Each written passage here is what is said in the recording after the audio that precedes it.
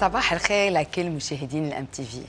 مثل ما وعدتكم لنا 9 ايام عم نغطي سالون دو لي فرانكوفون مباشره من بيل وايضا بفقره كتاب، وصرنا مستضيفين اكثر من 40 كاتب فرانكوفوني، منهم عالميين منهم لبنانيين. واليوم بفقره كتاب كتاب شهرتهم عالميه، وبكل فرح وللشرف اني استضيفهم بفقره كتاب. بحب رحب بماري فرانس إريغوين. Vous êtes la bienvenue. Ça me fait grand plaisir de vous recevoir. Hier, on s'est vu au Salon du Livre, mais aujourd'hui, donc, on va parler encore plus de votre livre que vous signez et de toutes vos œuvres extraordinaires d'une femme aux femmes. Oui. Vous êtes la bienvenue. Monsieur Antoine Assaf, vous êtes le bienvenu. أهلا وسهلا فيك. كمان بيشرفني وجودك معنا بالام تي في، ورح نحكي كمان عن كتبك كلهم واخر كتاب ايضا اللي وقعته بالsalon du livre francophone. Monsieur Jacques-Marie Bourget, vous êtes le bienvenu. Merci. Je sais que vous signez votre livre demain. Et donc on va en parler et ça nous fait grand plaisir que vous soyez parmi nous. Merci de votre accueil. Merci à vous. ماري فرانس إريغوين متخصصة بعلم النفس وعلم النفس العيادي، ومتخصصة أيضا بالجرم، وأصدرت عدد كبير من الكتب الرائعة، وتصدرت المبيعات كتبها كلها وترجمت إلى أكثر من 24 لغة. وهيدا شرف كبير انه نستضيفها اليوم.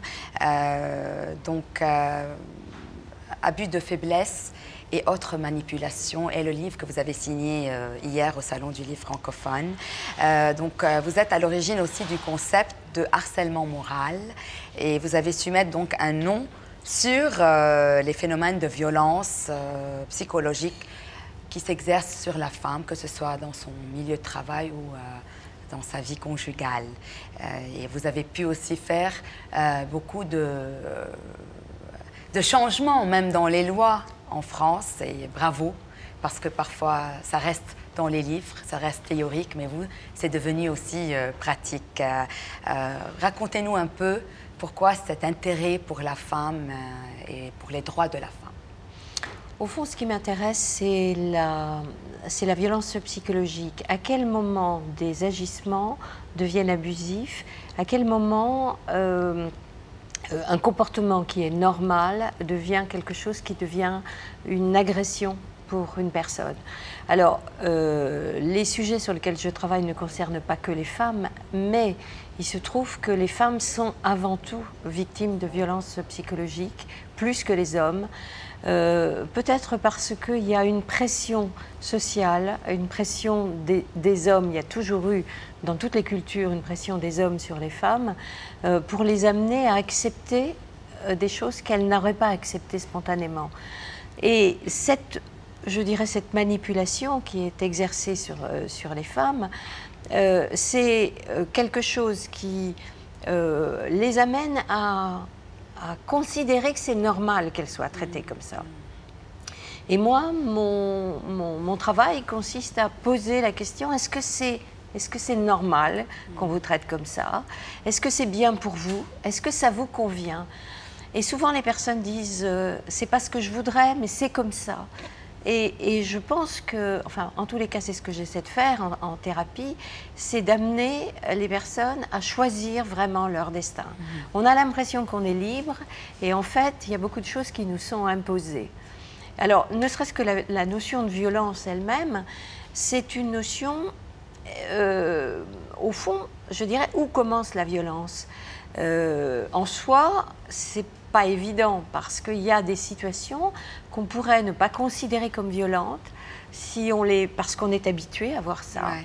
Mais si on réfléchit dans le détail, si quelqu'un vous demande si ça vous convient, là on se rend compte qu'on subit quelque chose et que on n'ose pas changer Parce que sans doute, si on change, si on se révolte contre quelque chose que l'on subit, ça va déranger tellement d'autres choses qu'on a peur de tirer les fils et que de subir d'autres conséquences. Voilà.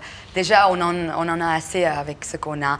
Et est-ce que ce problème se pose partout dans le monde? Est-ce que c'est un problème universel ou on retrouve plutôt ces problèmes plus aigus dans un monde oriental?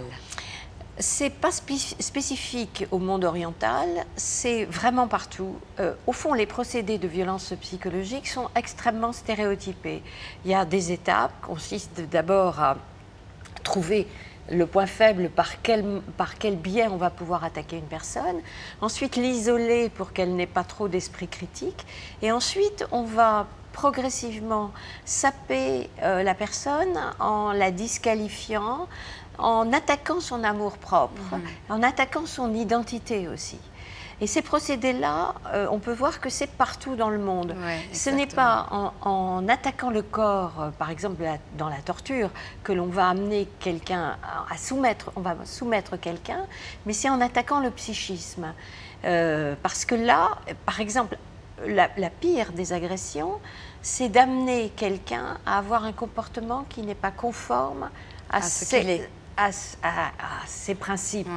Et ça, c'est partout dans le monde. Alors, il y a des variations suivant les cultures. J'allais dire, c'est presque la surface qui est différente, mais le fond est le même. Et assez souvent, dans mon livre, je suis arrivée dans différents pays, en Amérique, en Asie, en Orient, et les personnes disent « vous racontez mon histoire ». Or, ce que je raconte, c'est à partir de mes patients. C'est les problèmes qui se posent. Et donc, ça montre que c'est vraiment universel. Exactement. Et donc, abus de faiblesse et autres manipulations, c'est un livre où vous démontrez où commence l'influence saine et morale et où s'arrête la manipulation, c'est-à-dire il faut bien mettre un terme entre les deux.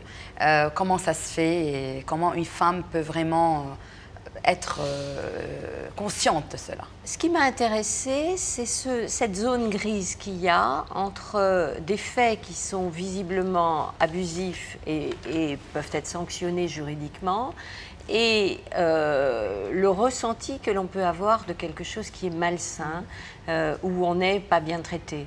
Alors, entre autres, je prends différents angles pour en parler, des personnes qui peuvent être handicapées, les enfants ou la suggestion psychologique.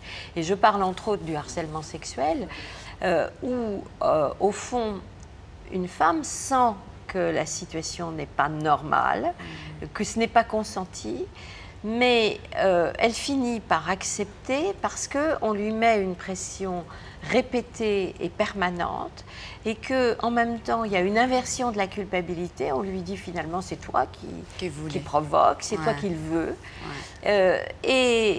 À partir de là, il y a ce glissement qui est que c'est devenu quelque chose qui devient, ça devient normal au bout d'un moment. Et au fond, dans ce livre, j'essaie aussi de montrer comment notre société, mais partout dans le monde, la mondialisation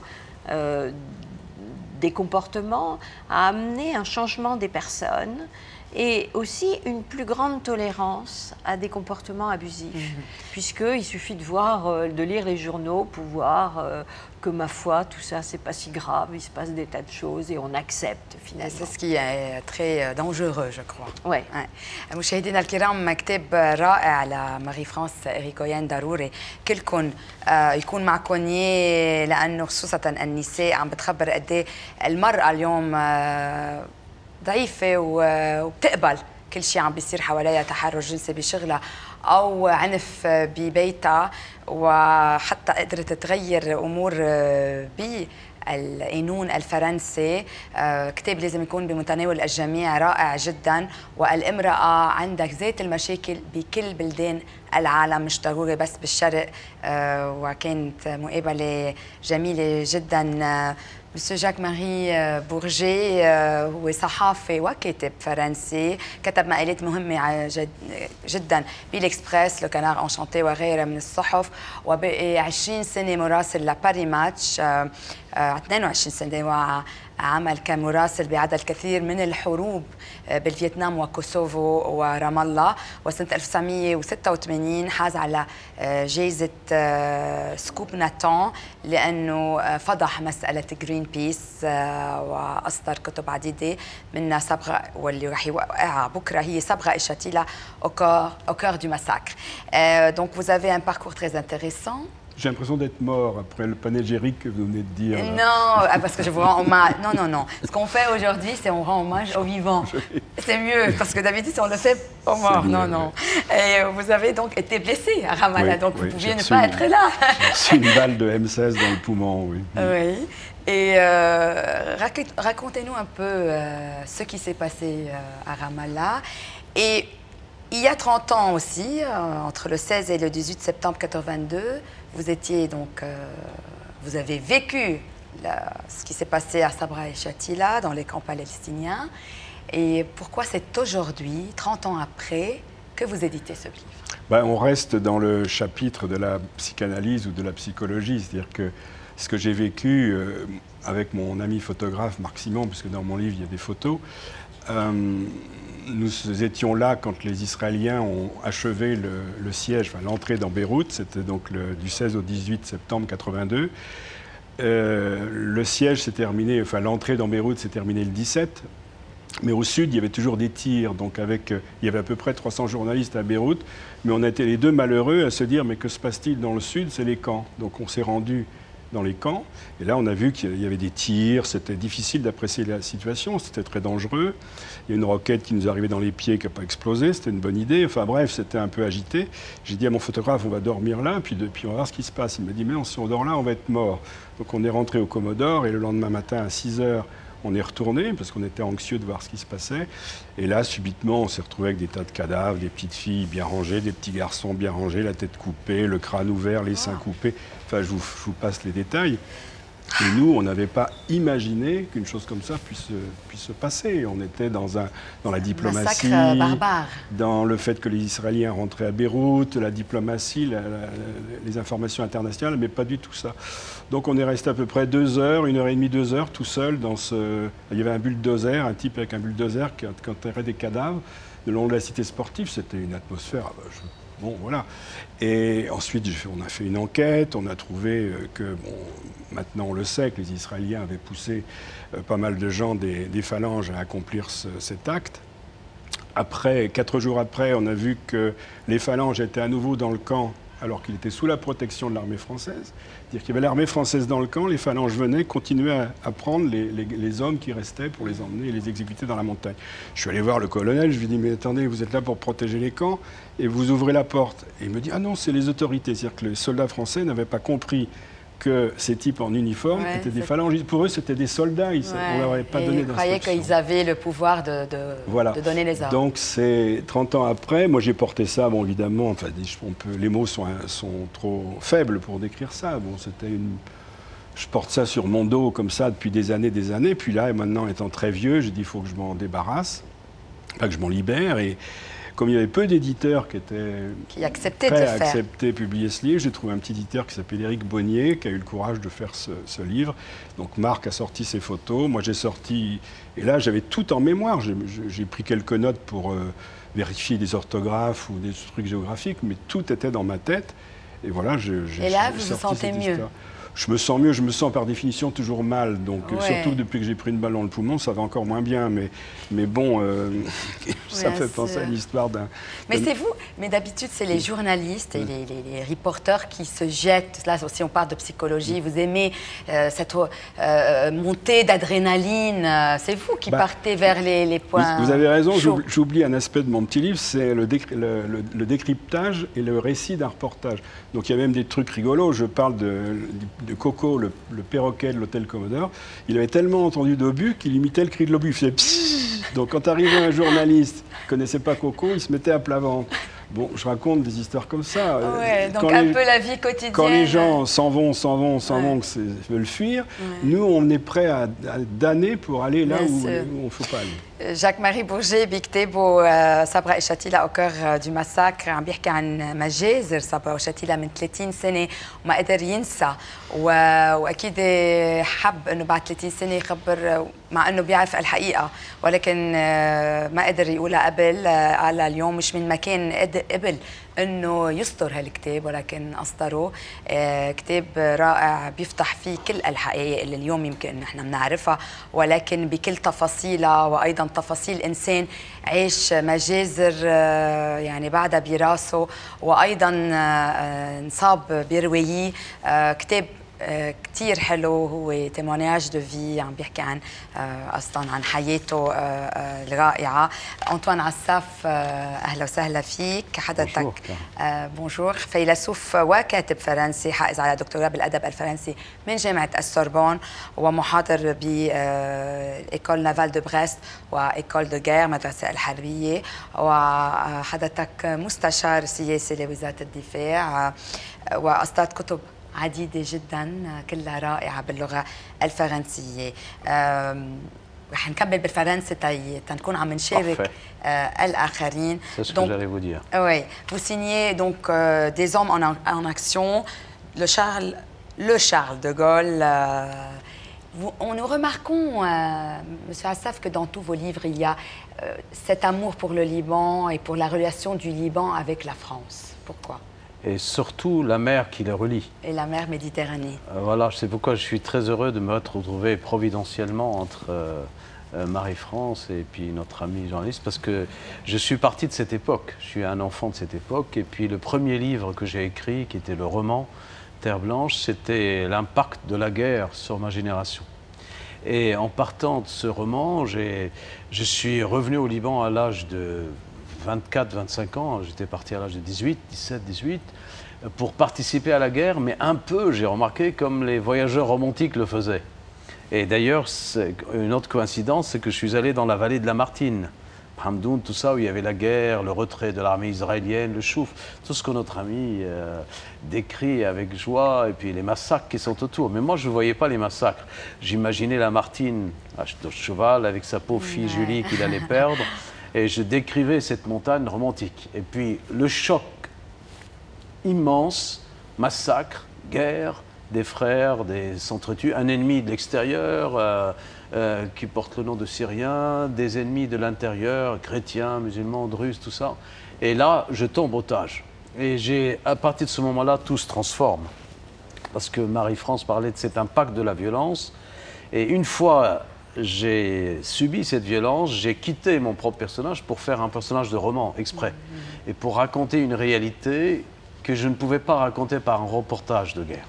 Parce qu'il y avait trop de sensations autour et il fallait créer quelque chose, c'était mon tempérament d'ailleurs, par la création littéraire, pour transmettre un personnage qui ne serait plus la mienne, d'une certaine façon. Ouais. Et vous, le vieux paradoxe de Flaubert, encore, je suis déformé de revenir à des écrivains, c'est que quand il disait Madame Bovary, son livre le plus célèbre, c'est moi, les gens comprenaient mal. Moi, je voulus me séparer de cet otage. Ouais. Et je l'ai publié. D'un troisième angle. Et dans Des hommes en action, le Charles de Gaulle. Les trois livres que vous avez, c'est-à-dire La Terre Blanche, Les Lettres à l'Amiral, et Terre Blanche, c'est la suite justement de la guerre et de sa violence, mais ses relations avec les histoires d'amour que je vivais. L'otage de Terre Blanche, il vit dans cette cellule, il est torturé, il doit parler, et puis progressivement, il se retrouve dans une solitude telle que celle, sa bien-aimée, son Elvire, si je reste avec Lamartine, Vallée. On voit combien vous êtes même romantique dans la description de la guerre, n'est-ce pas? Oui, mais le choc est grand, parce que c'est là où il faut être dans l'âme. Mais oui, car le choc va être grand, parce que quand il va se dire « je sortirai, et je serai son héros, je serai son Alexandre », et elle va dire « voilà, tu as fait la guerre, et notre amour va grandir », c'est là où il va se rendre compte, en la revoyant, que le temps qu'il a vécu, 13 mois et demi quand même, Et le temps, c'est, voyez-vous, c'est le grand philosophe Saint-Augustin, il l'a défini de façon indépassable. Il a dit c'est une distension de l'âme. L'âme est tendue entre un passé, un futur, un présent. Et dans la cellule de 2-3 mètres carrés, le temps devient tellement un absolu que l'espace est mort. Et là, il va rêver d'elle dans cet espace, alors qu'il la voyait sur des bateaux de croisière des Côtes d'Azur, belle femme, un peu comme les belles Libanaises le font. Hein, c'est un pléonasme. Les belles femmes dans le monde. Bon, les femmes libanaises sont pas mal aussi. En tout cas, c'est des muses. كتب دكتور عساف رائعين. تاريخ وحروب وحب ورومانسية بنرجع بنحكي عنهم بفقرة مميزة بكتاب. Je vais vous inviter dans mon émission pour parler plus longuement puisque vous restez un peu au Liban. مشاهدينا الكرام كانت حلقة مميزة. Madame Irigoyen, merci. Merci pour tout ce que vous nous donnez et ne vous arrêtez pas là. Je vais continuer. Vous avez des milliards de femmes et des hommes, bien sûr. Des hommes qui respectent la femme. Je vais revenir au Liban et en particulier pour parler avec les femmes et essayer. Ça nous fera grand plaisir et des femmes comme vous, on en a besoin. En tout cas, les femmes libanaises sont des femmes fortes aussi. Oui. Monsieur Bourget, merci beaucoup et à bientôt, j'espère, pour des. Mais plus de guerre. Non, plus de guerre. Des récits de paix. Voilà, des récits de paix. مشاهدينا الكرام كانت حلقة مثل ما قلت مميزة. بلاقيكم أنا اليوم الساعة 6 مباشرة من البيال مع كتاب عالميين جداد تتعرفوا عليهم. الساعة 7 توقيع كتابي. كلكم مدعوين اللي بيحبوا الكتب ويحبوا كتاب. وأيضا بكرة الساعة 1:10 كمان بيكون عندي فقرة كتاب كمان عن صالون دو ليف فرانكوفون. هلا بنبقى مع زميلتي نادية.